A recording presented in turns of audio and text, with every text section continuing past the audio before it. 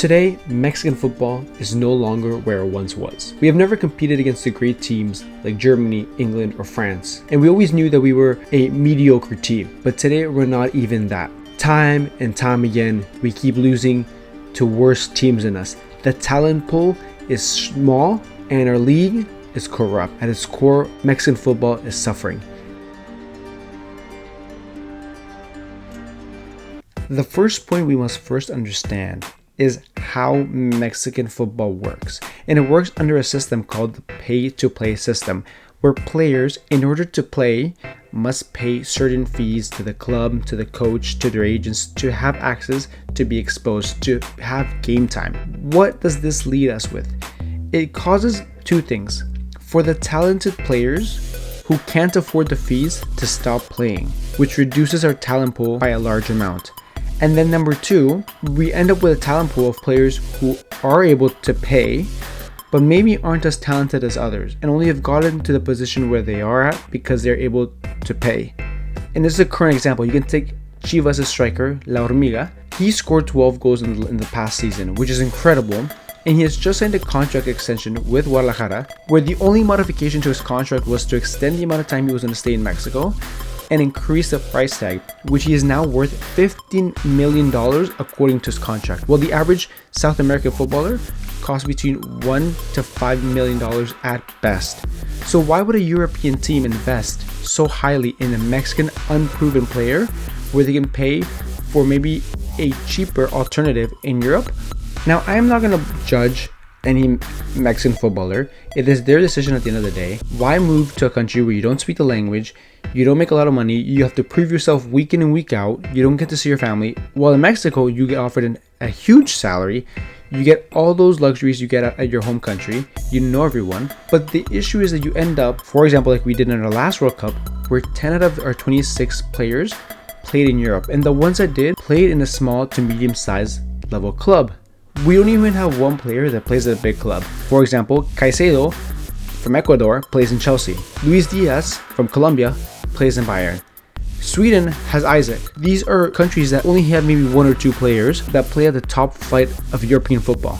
Now that we understand that Mexican players are staying in Mexico, we must also understand that the league is very important because if the league does well, the national team will do well again, and vice versa. So you'd expect the league to be the ideal environment for players, or especially Mexican young players, to grow. But the issue is the league promotes mediocrity. So the Mexican league works like this. There's 18 teams, and instead of playing one whole season in a calendar year, they play 2 seasons. But the issue is that out of the 18 teams, 10 teams qualify for a playoff game called the Liguilla. So if you're from the first place to the 10th place, you still have the opportunity to win the League Cup. And then they play another league, and then they play another Liguilla.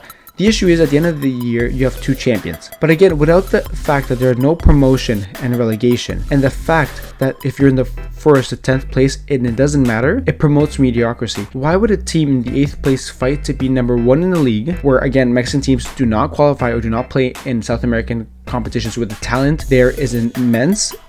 What is the incentive for them to improve the quality on the field? And what is the incentive that 2nd division teams or 3rd division teams in Mexico have to push their players to have better players, to develop better players? Because at the end of the day, they will never be able to reach the top flight of Mexican football. So again, mediocrity is written all over the league, and this is the sad case that is going on in Mexico. We must now discuss what the Football Federation does in order to prevent this from happening. And one major thing is the lack of connection. Since the year 2000, Mexico has played over 100 games in the US. 70% of them have been friendlies. Now, this doesn't make sense. Why would, for example, El Clásico between Barcelona and Real Madrid be played in Miami? Or why would the London Derby be played in California? It just doesn't make sense. Mexico has to play within its own territory.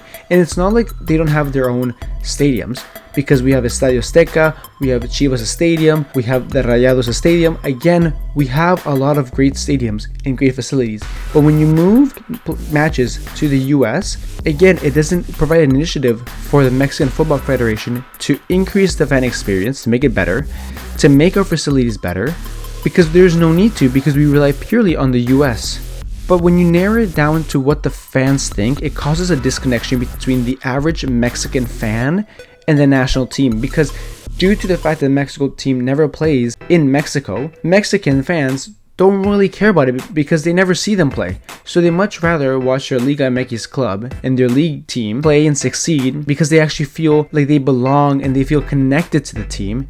And they'll go out and they'll cheer for their team. But what the national team plays, it's like a random teams playing because there's no connection because they never play in Mexico. Thank you so much for tuning in. I had a lot of fun making this video. I know it was a bit harsh, but we have to identify the issues and create clear objectives for us to improve as a nation in football. Please make sure to subscribe, hit the like button, and hit the post notification bell for more content like this. I have just started a second YouTube channel for all my Spanish viewers, so you guys are able to go watch these videos and future videos in Spanish, and you don't have to worry about the subtitles. That is it for today. Thank you so much for watching, guys, and until next time, guys, peace.